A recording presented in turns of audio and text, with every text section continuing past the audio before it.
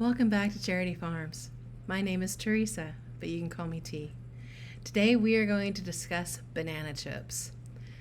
When I was growing up, my mom would always get banana chips at the store, usually at the dollar store because we weren't made of money. But I adored banana chips because they had that sweet flavor.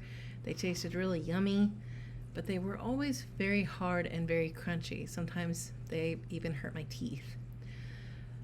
As I grew up, I started to wonder why that was. So I started looking at ingredients, and it's kind of questionable about the ingredients. It's coconut oil, bananas, and banana flavor? Why do you need banana flavors for bananas? It makes me ask myself, what are they not telling me? What have they not divulged because it wasn't required yet? So I decided for my own health benefits, I will make my own. This video shows you how you can make your own homemade dehydrated bananas. You can do the same thing with an oven. You do not need a dehydrator. You just need to make sure your oven is set as low as it can go and not be able to use it for about maybe 12 or 18 hours until the bananas are ready. Don't forget to also dehydrate banana peels as well. The only thing this video doesn't mention about the medicinals for banana peels is it's also a sleep aid. If you struggle to sleep, you can dehydrate your banana peel and grind it up and then make it as a tea, seep it as a tea. That tea helps you to sleep. The other thing you can use as banana peels, instead of buying teeth whitener, because believe it or not, fluoride is extremely dangerous for you. I can actually show you some information about that below. So to whiten your teeth without using fluoride, you use the banana peel and wipe off any stains that you have. I hope this video is beneficial and you enjoy watching. A lot of us only think of bananas as food, which is good. We need those nutrients. And there are health benefits for that, as we can see on the banana as fruit itself. But there are other things that we can use with the banana, and if you can grow the fruit in the tree, then I would recommend it. I'm actually going to the Plants for a Future, which is pfaf.org. And I typed in dwarf banana plants because they don't really have a banana, but it'd probably pretty much have the same aspects used for everything else. And then I'm scrolling down to the medicinal uses. And it's actually quite interesting. They are an antibiotic, anti-diarrheal, an antifungal, anti-hemorrhoidal, an antitussive, an astringent, a digestive, a dysentery, epilepsy, hypoglycemic, leprosy, poultice, skin, and stings. These are all things that they can actually take care of.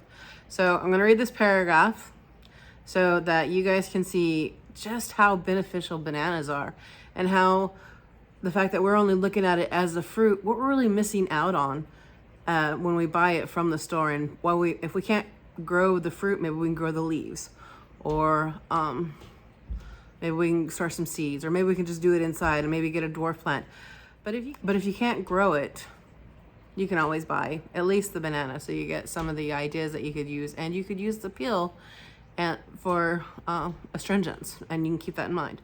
Unripe fruits are astringent and are eaten as a treatment for diarrhea. The peel and pulp of a ripe banana contain antifungal, antibiotic, and dopamine factors. The ripe banana peel is absorbative and is also used as a salve to ease insect stings and bites. Ashes of the unripe peel and leaves are used as a treatment of dysentery, diarrhea, and malignant ulcers.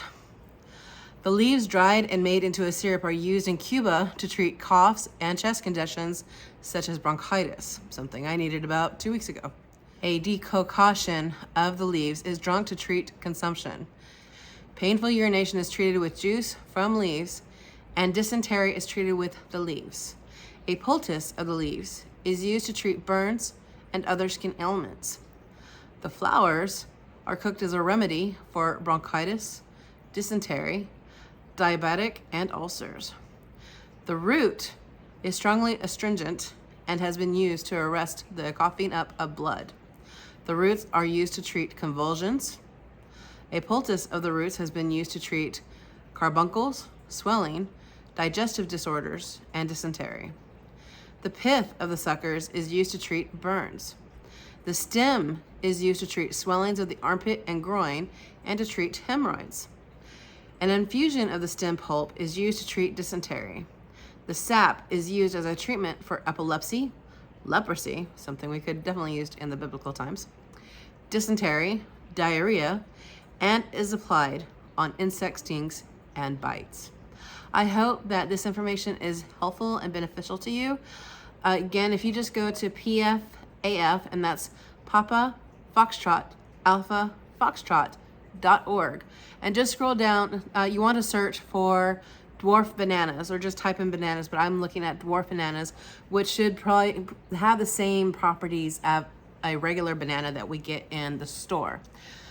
And you just scroll down to the medicinal uses. They have a plethora of information, but the medicinal uses is where I'm coming from to get this information. And I hope it helps you. I hope that if you're suffering with any of this, you might have an idea of actually how to handle things, especially If you're going to dehydrate the peel as well, I would recommend washing them as you would an apple or a pear. I usually just use soap and warm water, but you can also use vinegar. If you have a mandolin, I would recommend using it.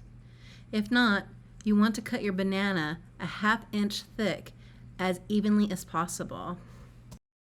Place your sliced banana on your tray that has been sprayed with nonstick spray about 1/4 inch apart. If you're using an oven, you can place your banana slices on a cookie sheet that is sprayed with nonstick spray and or lined with parchment paper. For your banana peels, you can cut them to fit the size of your tray, removing the tips from both ends. In a food dehydrator, you want your temperature to be 135 for 6 to 12 hours. I found for me, the best temperature is between 115 and 125. This machine doesn't exactly reach the temperature that I want, so I put it at 131. If you are using an oven, bake at the lowest possible setting, which might be a keep warm feature. If not, as low as it will go will be fine. You don't want it to get any higher than 200 degrees Fahrenheit or 90 degrees Celsius. You will also need to flip them over every 2 to 3 hours. After about 3 to 8 hours, depending on what you use to cook, the banana chips should be pliable and bendy. The longer you cook your banana chips, the crispier they will be. However, they become crispier once they're cooled. Once they have cooled, remove the banana chips and store them as you would like. I am storing mine in a vacuum seal. I've learned that 1 tray equals 1 banana. Storing them like this, 1 bag per tray, helps me to control how many bananas we are eating. You can also store them in a mason jar with a lid and have that as a wonderful snack with your family. I hope you found this video very informative and enjoyable. Until next time, I bless you. Bye.